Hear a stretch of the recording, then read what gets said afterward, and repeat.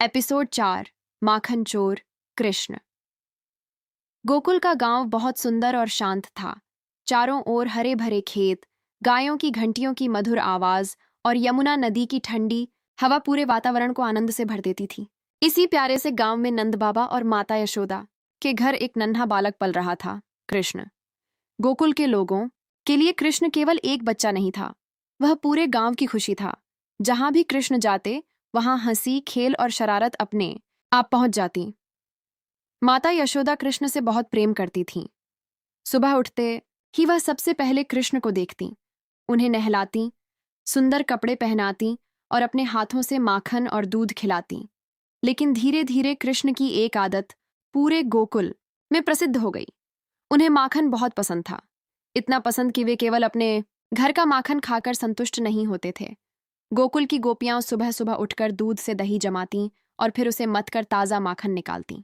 यह काम आसान नहीं था, लेकिन वे इसे प्रेम से करती थीं। जब माखन तैयार हो जाता तो वे उसे मिट्टी के मटकों में भरकर छत से ऊंचाई पर लटका देतीं, ताकि बच्चे या जानवर उसे खा न सकें। पर वे एक बात भूल जाती थीं, गोकुल में कृष्ण भी रहते थे। कृष्ण और उनके दोस्त बहुत चालाक थे। वे रोज नई योजना बनाते थे। एक दिन कृष्ण अपने दोस्तों के साथ बैठे थे। उनके चेहरे पर शरारती मुस्कान थी। कृष्ण ने धीरे से कहा, आज हम गोपी मियाँ के घर का माखन खाएंगे। दोस्तों ने उत्साह से पूछा, लेकिन मटका तो बहुत ऊंचा टंगा है, वहां कैसे पहुंचेंगे? कृष्ण मुस्कुराए, हम सब मिलकर पहुंचेंगे।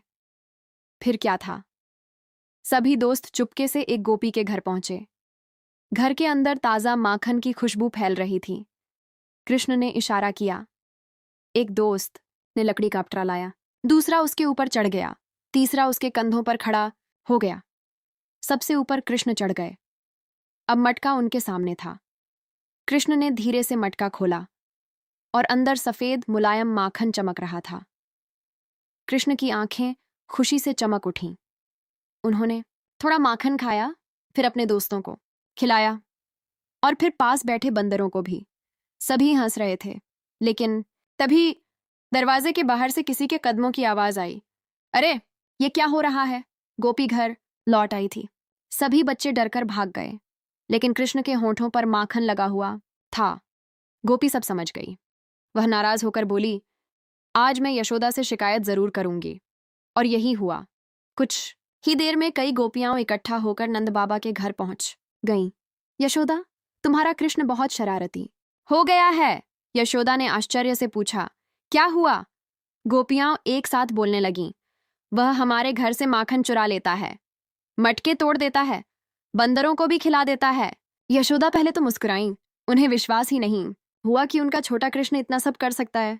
लेकिन उसी समय कृष्ण वहां आ गए। उनके गालों पर माखन लगा था, हाथ भी सफेद थे और कपड़े भी।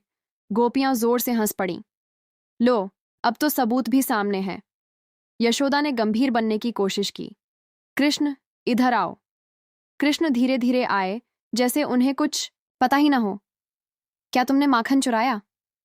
कृष्ण ने तुरंत सिर हिलाया। नहीं मैया, मैं नहीं। गोपियां हंसने लगीं। तो फिर तुम्हारे मुंह पर यह माखन कैसे आया? कृष्ण मासूमियत से बोले, बंदर खा रहे थे, मैंने उन्हें रोका तो उन्होंने मेरे ऊपर लगा दिया। अब तो यशोदा भी हंसी नहीं रोक पाईं। गोपियां भी जानती थीं कि कृष्ण की शरारतें ही गोकुल की असली खुशी हैं, और इसी कारण कृष्ण का नाम पड़ गया माखन चोर।